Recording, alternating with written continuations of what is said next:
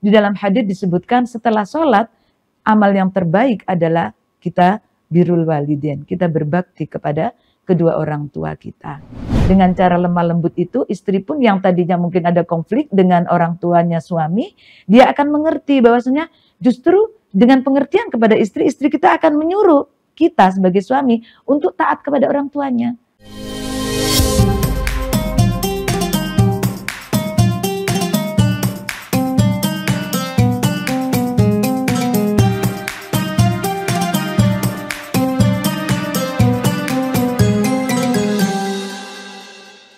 Assalamualaikum warahmatullahi wabarakatuh.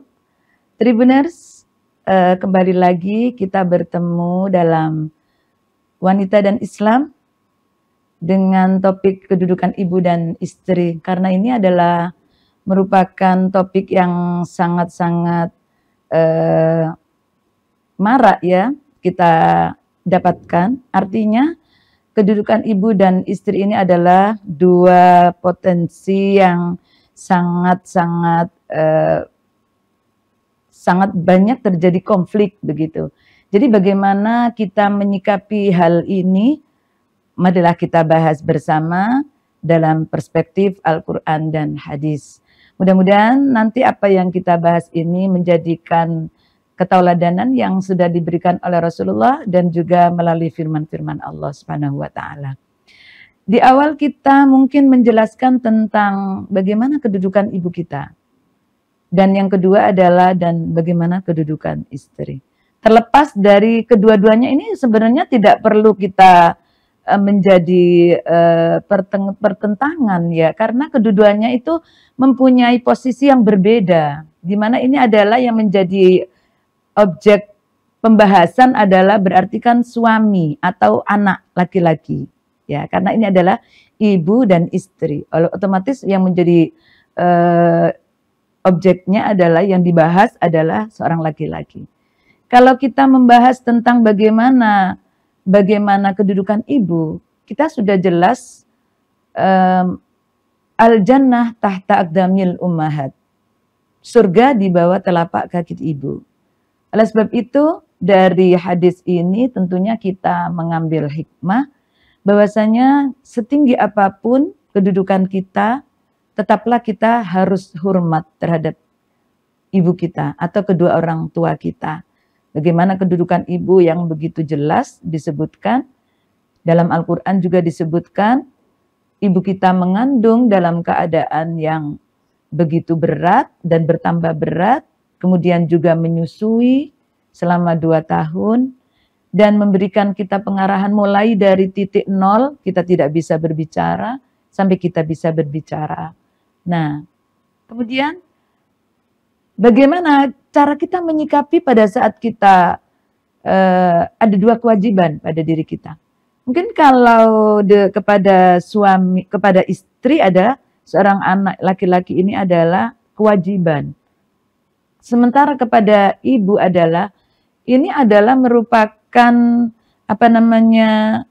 rasa yang harus dipupuk sejak dini bahwasanya ibu ini adalah merupakan bagian dari dirinya yang tidak mungkin dia lepaskan karena darah ibu ada di dalam dirinya. Maka tidak mungkin seorang anak laki-laki ini menjadi durhaka dikarenakan menikah dengan wanita, tidak mungkin. Karena beda antara cintanya kasih sayang kepada ibu dengan cinta kepada istri itu adalah hal yang berbeda dan tidak perlu dipertentangkan. Karena dua-duanya merupakan sesuatu yang tidak bisa kita lepaskan. Nah, kalau dilihat dari anak laki-laki sudah menikah, bagaimana cara dia sebagai suami ini, tentunya kewajiban dia kepada istrinya adalah utama sekali. Kita mengacu pada ayat Al-Quran di dalam surat Al-Baqarah ayat 233. A'udzubillahi minasyaitonirrajim. Bismillahirrahmanirrahim. Wa 'alal mauludi lahu rizquhun wa kiswatuhunna bil ma'ruf. Setiap kali lahir seorang anak dan kepada istri kita, kita wajib memberikan nafkah ya, dengan baik juga. Kita kepada istri juga harus menggauli dengan baik. Wa ashiruhunna bil ma'ruf. Maka Tidak mungkin seorang laki-laki ini yang sudah berikrar bahwasanya dia sudah mengambil seorang wanita untuk menjadi pendamping dia seumur hidupnya, untuk dia telantarkan. Sementara kepada ibu juga tidak bisa begitu, karena dia sebelum dia lahir ada di dalam kandungan ibunya. Oleh sebab itu menurut saya tidak ada yang perlu dipertentangkan antara kasih kepada orang tua dengan kasih kepada suami yang kepada istri, yang dua-duanya ini merupakan penyampaian yang berbeda tetapi penuh makna yang sama dalam arti penghambaan kepada Allah Subhanahu wa taala. Oleh sebab itu kemudian kalau ditanyakan bagaimana kalau misalnya istri ini tidak menginginkan seorang suami ini berbakti kepada orang tua, kita harus memberikan pengertian kepada istri kita.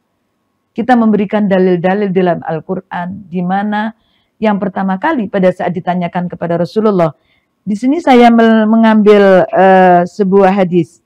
Pada saat itu Rasulullah ditanya, Sa'altu Rasulullah Shallallahu Alaihi Wasallam, Ayul a'mal afdol, amal apa ya Rasul yang merupakan amal yang paling utama sebagai seorang mukmin?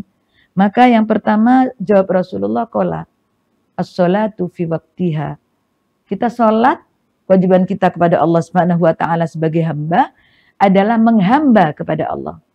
Jangan diambil sholat itu adalah sebagai kewajiban, tetapi kebutuhan kita kepada Allah.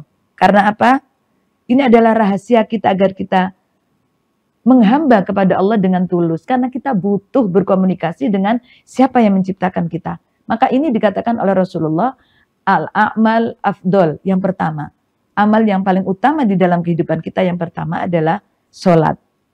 Kemudian sahabat bertanya lagi kepada Rasulullah, Summa ayu a'mal ya Rasul. Kemudian apa amalan kedua yang lebih utama setelah sholat kita? Apa jawab Rasulullah Sallallahu Alaihi Wasallam? Di sini dijawab oleh Rasulullah, birrul walidain. Jadi setelah sholat kita penghamba kepada Allah, yang berikutnya adalah langsung dengan birrul walidain, kata Rasulullah. Oleh sebab itu tidak mungkin seorang anak ini akan durhaka kepada orang tuanya, sementara di dalam hadis disebutkan setelah sholat amal yang terbaik adalah kita birrul walidain, kita berbakti kepada kedua orang tua kita. Oleh sebab itu mungkin sebagai suami kita bisa menempatkan diri bagaimana cara tidak ada kesenjangan antara kasih kepada orang tua dengan kasih kepada istri kita. Nah, sebagai laki-laki tentunya bisa menyikapi hal ini. Apa saja hak-hak istri yang harus dipenuhi oleh suami? Istri berhak mendapatkan wa'ashiruhunna bil ma'ruf. Istri berhak mendapatkan perlakuan yang baik dari suami. Katakanlah tidak dengan kasar. Kemudian mungkin istri kurang sempurna karena tidak ada manusia yang sempurna. Tapi hal ini suami pun dalam mengingatkan kepada istri tentunya dengan wa'ashiruhunna bil ma'ruf. Gaulilah dia dengan baik. Nah, sehingga dengan cara lemah lembut itu istri pun yang tadinya mungkin ada konflik dengan orang tuanya suami, dia akan mengerti bahwasanya justru dengan pengertian kepada istri kita akan menyuruh kita sebagai suami untuk taat kepada orang tuanya. Karena istri ini mengerti bahwasanya amal yang kedua setelah sholat, kata Rasulullah, adalah berbakti kepada kedua orang tua. Sehingga dengan pengertian yang lemah lembut kepada istri, tidak terjadi konflik antara istri dan orang tua kita, tetapi malah istri kita akan mendukung kita untuk kita berbakti kepada kedua orang tua kita. Nah, bagaimana cara menyeimbangkan perhatian antara ibu dan istri tidak menimbulkan konflik, itu adalah tergantung dari suami itu sendiri. Bagaimana cara memberikan hati kepada istri, kemudian bagaimana cara berbakti kepada orang tua, seperti yang sudah disebutkan dalam hadis dan juga Al-Quran yang telah disabdakan oleh Rasulullah dalam hadis dan difirmankan oleh Allah Subhanahu wa taala di dalam Al-Quran. Saya kira itu cara menyikapi agar tidak terjadi konflik antara seorang suami kepada istrinya dan juga seorang anak kepada ibunya. Hal-hal yang harus dipenuhi adalah memahami tentang bagaimana agama untuk menyikapi hal tersebut. Sehingga dengan patokan dengan agama ini melalui Al-Quran dan hadis, semuanya akan berjalan dengan imbang antara kedua ya konflik yang terjadi yang telah kita bahas tadi. Kiranya sekian kultum kita pada kali ini. Mudah-mudahan di acara Tribuners Wanita dan Islam ini apa yang kita bahas menjadikan sebuah topik yang bisa membawa kita menuju keridhaan Allah Subhanahu wa taala. Saya akhiri, wassalamualaikum warahmatullahi wabarakatuh.